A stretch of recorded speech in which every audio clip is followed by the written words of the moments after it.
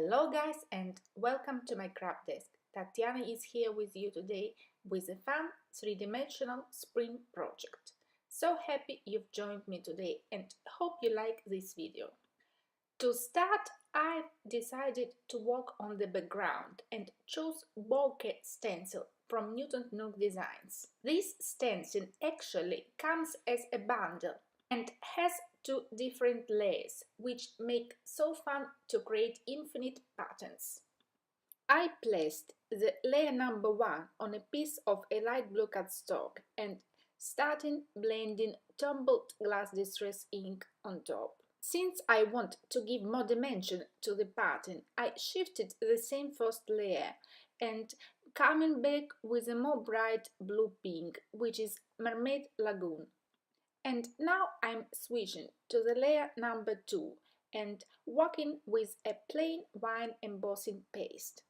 I'm putting a very thin layer of the embossing paste since I want the colored pattern to show through and form that fun bokeh pattern. The two layers of the bokeh stencil bundle has guidelines, so it makes it super easy to align both layers, but you definitely don't have to follow the guidelines and can play alone and create your own backgrounds. Set aside the background and let it air dry for a while. Meanwhile, I'm taking two dies from Frames Squared die set and aligning them on my craft mat so that I could die cut a scalloped frame. At this point, I've also die cut a bunch of flowers and leaves from Flower Trio die set. I'm going to use distress inks to color my flowers and leaves. I'm starting with Spoon Sugar, which is the lightest pink, and next coming with Picked Raspberry, more bright ink, and putting it towards the center of the flowers. I'm experimenting, and so while I'm making my leaves, I'm switched to the opposite direction. It means that I'm coming first with moved Lawn Distress ink towards the center of my leaves and then blended it with more light color, which is Twisted Citron. At this point, I don't know how much flowers and leaves I will need to fill the whole project, so I decided to assemble the background first. I trimmed the bokeh background to fit 4¼ by 4¼ square cut. Next, I popped the scalloped frame on a piece of a foam tape and started arranging the flowers and leaves. To be honest, the ink blending process took me quite a while, and so I'm speeding up the video at this point, since I want to show the whole process in this video. The brushes I'm using for ink blending today are from Picket Fence. I've just got the whole pack and wanna give a try and see how they work.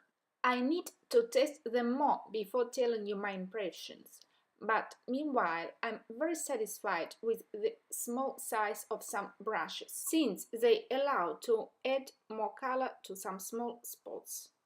For the sentiment, I die cut a stitched circle that comes from the same Frames Squared die set I used before.